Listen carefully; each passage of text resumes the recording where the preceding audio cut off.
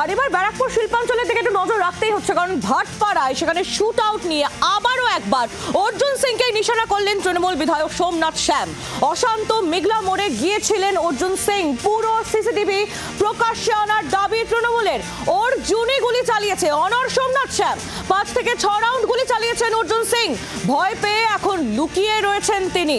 CISF কে সামনে রেখে মজদুর ভবনে লুকিয়ে, অর্থাৎ অর্জুন সিং এর বাড়ি মজদুর ভবন, সেখানে লুকিয়ে রয়েছেন তিনি, এমনই অভিযোগ তৃণমূল বিধায়ক সোমনাথ শ্যামের।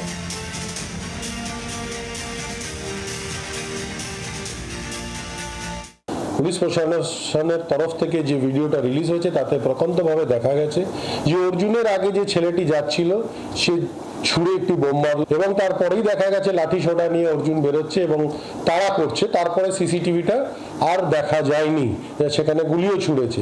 যতদূর সম্ভবত আমার কাছে খবর, পুলিশ প্রশাসনের কাছে সেই ভিডিওটা আছে, সময় মতন হয়তো সেটা প্রেস রিলিজ হবে। অ্যারেস্ট হলো না তা নয়, পুলিশ প্রশাসন তার হিসেবে কাজ করে যাচ্ছে।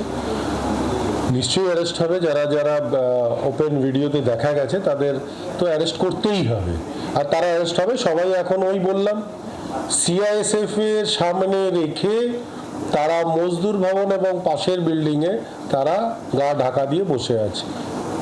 আজ না হলে কাল অ্যারেস্ট হবেই।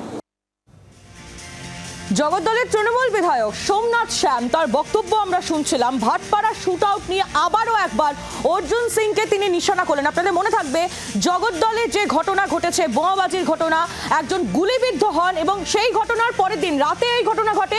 তার পরের দিন আবারও একবার অর্জুন সিং এর বাড়ির সামনে বোমাবাজি হয় বলে খবর পাওয়া যায় এবং সেই ছবিও আপনাদের সামনে আমরা তুলে ধরেছিলাম। সেই ঘটনাতেই আবারও একবার অর্জুন সিংকে নিশানা করলেন সোমনাথ শ্যাম। কথা বলবো ব্যারাকপুরের প্রাক্তন সাংসদ অর্জুন সিং রয়েছেন এই মুহূর্তে আমাদের সঙ্গে টেলিফোন লাইনে। অর্জুন বাবু, সোমনাথ শ্যাম তিনি অভিযোগ করছেন যে পুরো সিসিটিভি প্রকাশ্যে আনতে হবে এবং তার পাশাপাশি তিনি আরো বলছেন যে আপনি গুলি চালিয়েছিলেন।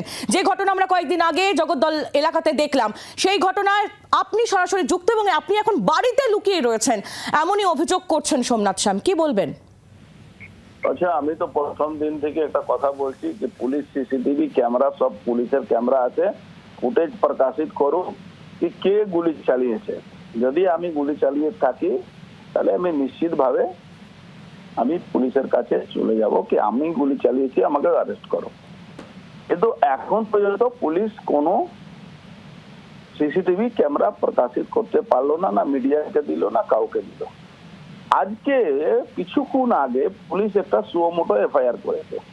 সে সুমোটো এফআইআর এ ক্যামেরা নম্বর 4, পোল নম্বর 24 এরকম কিছু দিয়েছে। হয়তো আপনাকে কোনো, আপনি যদি আমাকে পাঠান কোনো মোবাইল নাম্বার, তো আপনাকে আমি ওই এফআইআর এ সুমোটো এফআইআর এ কপি দিয়ে দিচ্ছি। সেখানে স্পষ্ট দেখা যাচ্ছে কি কাউন্সিলরের ছেলে নমিতা তেলুয়া বলে একটা ক্রিমিনাল আছে, সে এনআইএ এদেরকে অ্যারেস্টও করেছিল। এদের হাতে এরা পিস্তল কক করে ফায়ারিং করছে, এটা ক্যামেরাতে দেখা গেছে। এরাই তৃণমূলে কি বলা যায় ক্রিমিনাল। তো কোন এখন হলো যে হঠাৎ পুলিশ মানে ডিগ্রিতে ঘুরে এদের নামে সুমোটো এফআইআর করলো, অথচ একটা লোহা চোর যার বাবার ঠিক নেই সে এমএলএ আমি নাকি লুকিয়ে আছি, আমি নাকি পালিয়ে আছি। আচ্ছা, ভারতবর্ষে কোনো মানুষ বলতে পারে কি অর্জুন সিং লুকিয়ে থাকতে পারে বা পালিয়ে যেতে পারে? এর কথা ছেড়ে দিন, ভারতবর্ষের কথা বলছি, মমতা ব্যানার্জি নিজেও বলতে পারবে না। দ্বিতীয় কথা হলো যার বাবার ঠিক নেই সে আমাকে বলছে আমি পালিয়ে বেড়াচ্ছি। তো আজকে এই পুলিশ যে সুমোটো এফআইআর করলো কেন? অর্জুন সিং এর নামে মিথ্যা মামলা দেওয়ার জন্য আমি বারবার বলেছি আমি ওখানে গেছি, কিন্তু আমার পৌঁছবার আগে তো পালিয়ে গেছে। আর পালিয়েছিল তখন গুলি চালাতে চালাতে পালাচ্ছিল। তার গুলিতে হয়তো সেই সাদ্দাম হোসেন লেগেছে, আমার এখনো সন্দেহ আছে তার গুলি লাগেনি, সে পড়ে গিয়ে পা ভেঙেছে। বুঝতে পারলেন? আমি যা বলেছি সে এখনো বলছি।